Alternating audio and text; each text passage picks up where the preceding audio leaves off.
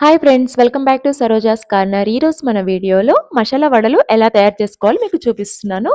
ఈ వడలు మా ఫ్రెండ్ వాళ్ళ ఇంట్లో వేసామండి ఈవినింగ్ టైంలో. వీటికి ముందుగా ఒక కప్పు పచ్చిపప్పు తీసుకొని, ఆ పచ్చిపప్పుని వాటర్ వేసుకొని ఒక 4 అవర్స్ పాటు నానబెట్టుకోవాలి. నానిన తర్వాత వీటిని గ్రైండ్ చేసుకోవాలన్నమాట. కచ్చా పచ్చిగానే రుబ్బుకోవాలి.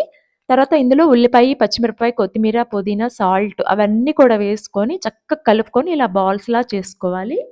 ఇలా చేసుకున్న తర్వాత దీనిని పాల ప్యాకెట్ కవర్ ఉంటది కదండీ! ఆ కవర్ మీద మనం వడ షేప్‌లో ఇలా రౌండ్‌గా ప్రెస్ చేసుకోవాలనమాట. ప్రెస్ చేసుకొని ఇలా మరుగుతున్న ఆయిల్‌లో వేసుకొని మంచిగా గోల్డెన్ బ్రౌన్ వచ్చేటట్లు కాల్చుకోవాలి. వీళ్ళొచ్చేసి మా ఫ్రెండ్స్ అండి. తిను పవిత్ర.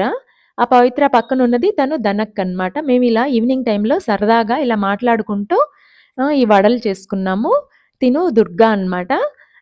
ధనక్క పక్కన ధనక్క అని చెప్పాను కదండీ! తినైతే వంటలు చాలా చేస్తుందండి. వడలు చేయటంలో అయితే ఆ అక్క ఎక్స్‌పర్ట్. ఇదిగోండి అయిపోయినియి. మంచి కలరొచ్చినియి గదా! అక్క తీస్తుంది. వడలైతే రెడీ అయిపోయినయి. ఈ వడలకి కాంబినేషన్ ఏంటో తెలుసా? యమ్మీ యమ్మీ చికెన్ కర్రీ చూసారా? ఇదిగోండి ఈ వడ కాంబినేషన్ చికెన్. సూపర్ కదా కాంబినేషను. ఇదిగోండి మా ఫ్రెండ్స్ అందరం ఇలా చక్కగా ఈవినింగ్ టైమ్‌లో మాట్లాడుకుంటూ అవి తిన్నామండి. Thank you friends. Thank you for watching this